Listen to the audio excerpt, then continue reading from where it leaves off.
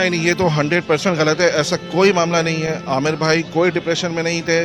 आमिर भाई एक डिप्रेशन के मूड में थे, लेकिन अब वो उससे बिल्कुल माशाल्लाह निकल चुके थे और एक बात सोच चुके थे कि सब मामले ख़त्म हो चुके हैं कि बाहर जाने का सच ऐसा तो कोई प्लान नहीं था। हाँ बिल्कुल, लेकिन उनका अभी हज पे जाने का प्लान था। हाँ, उनका प्लान था कि मैं अभी हज पे जाऊँगा और मैं हज करूँगा, हज करके वापस आऊँगा, फिर मैं फ़ैसला करूँगा। लेकिन बिल्कुल आमिर भाई का इंशाल्लाह हज पे जाने का प्लान।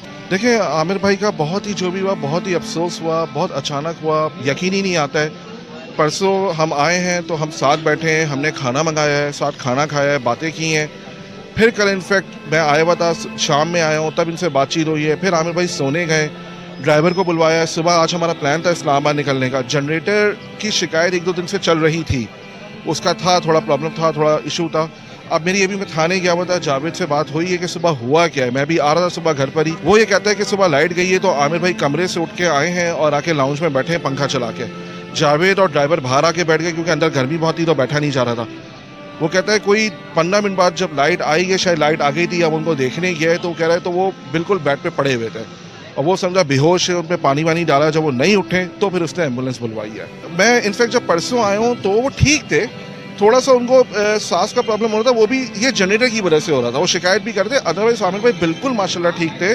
और जो है आमिर भाई से इनफैक्ट जब कल बात हुई है शाम में तो भी आमिर भाई ठीक थे। आमिर भाई ने एक कूलर था एसी वाला, वो मुझसे मंगवाया है। फिर रात में जब मैं निकला हूँ तो आमिर भाई बाहर आए, वो कूलर देखा, सो वही चला के बैठे हुए थे, तो बिल्कुल ठीक थे माशाल्लाह, बिल्कुल नॉर्मल थे। मैंने उनको कहा, आपको बताया कि उनको जो थोड़ी तकलीफ थी वो थोड़ी सांस की प्रॉब्लम हो रही थी, वो भी जनरेटर की वजह से हो रही थी।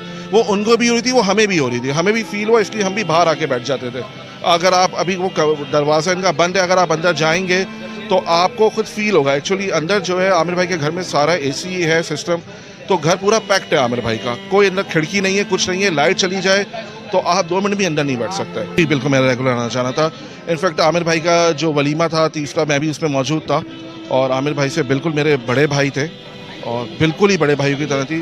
एक्चुअली आज इनके से इस्लामाबाद निकलना था तो ये फ़ोन नहीं उठा रहे थे, तो मैंने जावेद को कॉल किया है कोई 1 बजे निकलने के लिए कि मुझे पूछने के लिए कि ये उठ गए तो मैं निकलूँ। तो जावेद ने बताया कि मैं इनको हॉस्पिटल लेके गए। इतनी देर में शायद उसके मैं बस तैयार हुआ, 10-15 मिनट बाद ही टीवी पे न्यूज़ आई इनकी डेथ की। अभी तो किसी को भी जाने नहीं दे रहे अंदर। अच्छे भले थे, ठीक ठाक थे। बाहर उठ के आगे बैठे, मैं निकलने लगा था, बोला कहाँ जा रहा है? मैंने लेट आ रही है, मैं लेट देखने जा रहा हूँ, जो आगे से मैं जनरेटर बंद करूँ। बोला ठीक है। वापस आधे घंटे के बाद मैं अंदर गया तो आमिर भाई बाहर से अंदर जाके सोए पड़े जो आधे पैर नीचे, आधे पैर ठंडे हुए पड़े थे। जब मैं एकदम आया, मैं था, मुमताज़ था, अब बात है, तीनों अंदर गए। अंदर क्या देखे तो साहब भी ठंडे हुए पड़ गए। हम परेशान हो गए, आवाज़ दी साहब नहीं है। मेरे पानी गिलास भरा, मुंह पे मारा, छिंडे दिए, नहीं हमें भाग के आया बाहर, एम्बुलेंस करवाई, एम्बुलेंस में लेके आगा अस्पताल में चला गया। वहाँ यार उन्होंने बताया दे दो। अगर बुरा इंसान होता तो उसके पीछे इतनी आवाम होती? आप ये बताएं, उसने पता नहीं कितनी बेचारी लड़कियों के घर बसाए, अपने खर्चे पे उनको जहेज़ दिलवाया, अपने खर्चे पे उसने शादियाँ करवाई हैं। वो हमें पता है, हम उसके साथ रहे हैं। मैं 2013 से उसके घरों के भी मैं काम करता था, मैं उसके घर के रेनीमेड के काम करता था, भाइयों की तरह रखता था मुझे। मेरा फैमिली में आता था, मेरे घर पे आता था और मेरी वालदा से दुआएं लेके जाता था।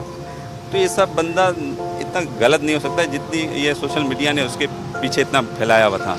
बज़ाहिर तो देखें वो एक फूल से थे और ऐसी मौत किसी की भी शायद नहीं हो। जैसे उन्होंने सबको अलविदा कहा है, बाकायदा ये कहा है कि अस्सलाम वालेकुम मैं जा रहा हूँ, सबको कहा है। ऐसा कोई भी अलविदा कह के इस दुनिया फ़ानी से नहीं जाता।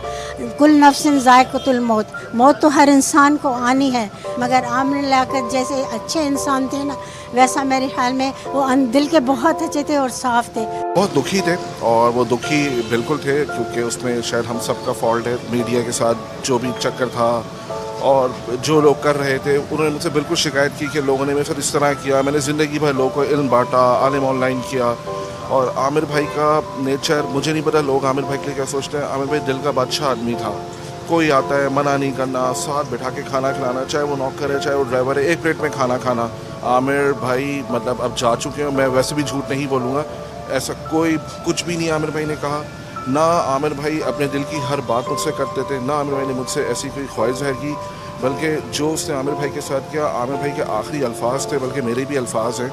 कि अल्लाह उसको पूछेगा इसी दुनिया के अंदर कि वो जो बातें कर रही है कि आमिर भाई इससे कॉम्प्रोमाइज़ करना चाहते थे। मुझे नहीं पता वो कौन से पुराने वीडियो परेशान थे, जो कुछ मीडिया पे कुछ चीज़ें आई थी उस वजह से ज़ाती तौर पे वो बहुत परेशान थे, बड़े डिसहार्ट थे। बल्कि परसों की बात है, मैं इस्लामाबाद में था तो जावेद ने मुझे बताया कि डॉक्टर साहब रो रहे हैं। हाँ, उनके इस टाइम जो वारिस हैं सर, उनकी एक बेटी है दुआ, जिसको अपने हाथों में पाला है, और एक अहमद है बेटा उनका, वो इंग्लैंड में होता है।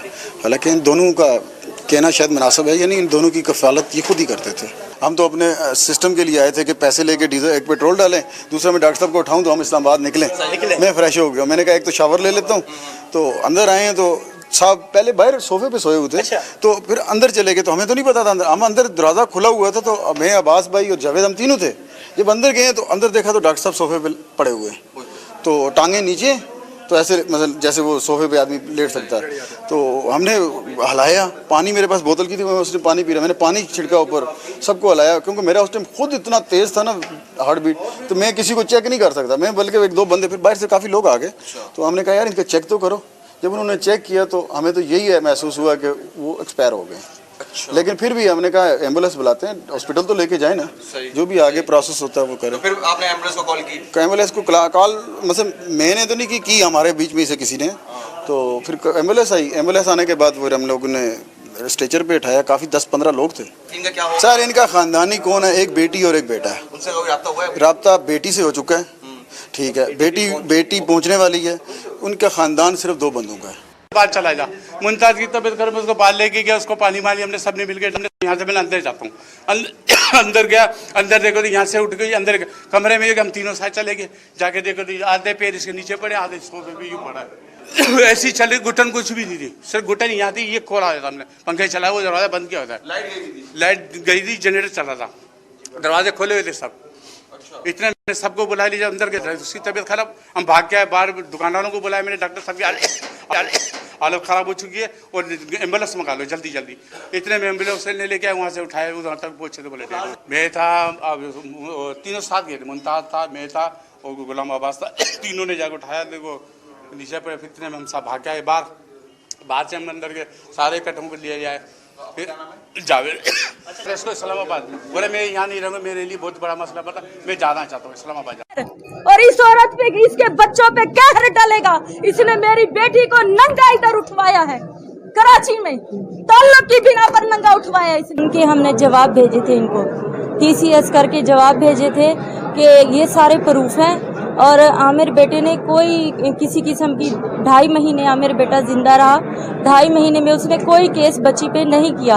उसे पता है कि उसने कोई वीडियो वायरल नहीं की, मेरी बीवी ने, केस वो आमिर बेटा कर सकता था और कोई नहीं कर सकता। और इन बच्चों को तब होश आया जब वो मर गया, जब वो जिंदा था, ये बीवी तब क्यों नहीं उठी?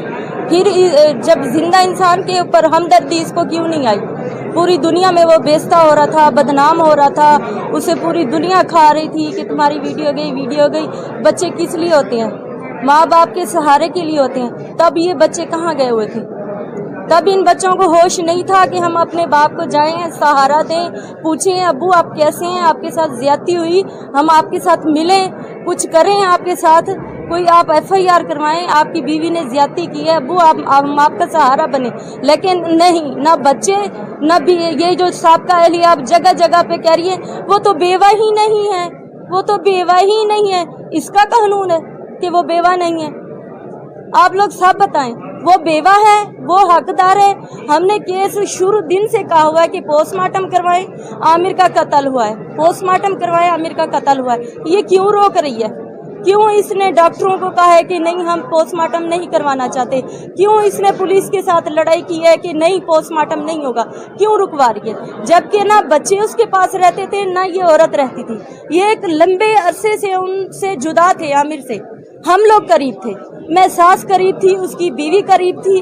हमें मालूमात चाहिए उसकी मरने की वजह क्या है? हम उसकी मरने की वजह पूछ रहे हैं और ये लोग हम पे केस पर केस कर रहे हैं। एफआईए ने जो जुल्म किया है, एफआईए का काम था, जब हमने जवाब दिया तो इनका काम था हमें बताते। ये वहाँ गए, इन्होंने मेरा हाथ तोड़ा। वहाँ की हमारे लोधरा सदर थाने की पुलिस ने भी मेरी बच्ची को मारा बिना दुपट्टे और बिना जूतों के।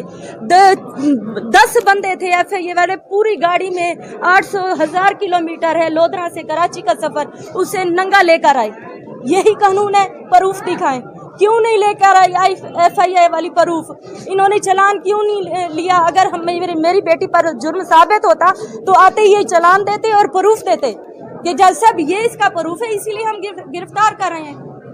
ये नाकाम हो गए। आज इन्होंने बहाने बना लिए। जी वो बीमार है, कल आइयो मुझसे कह रही है अम्मा जी हमें माफ कर दें, हमें ऊपर से बुशरा ने ऑर्डर दिलवाए हैं कि इनको पकड़ना है, बस दबा के रखना है। जैसे ये मीडिया में कह रही है कि अवाम का दबाव चाहिए, अवाम का दबाव चाहिए, अवाम दबाव देंगी तो ये माँ बेटी जो है ना पीछे हटेंगी।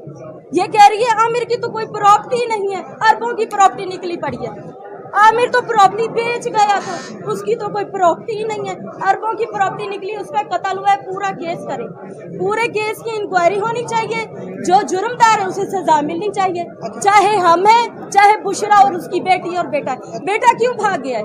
आप सब लोग बताएं, बेटा क्यों भाग गया है? उसने उसको जो गुस्ल करवाया था, उसने अपने बाप के जिस्म पर निशान देखे थे, इसलिए वो दूसरे दिन भाग गया। उसे पता चल गया कि मेरे बाप का कत्ल हुआ पड़ा है और मेरी जो माँ है इस कत्ल को छुपवा रही है।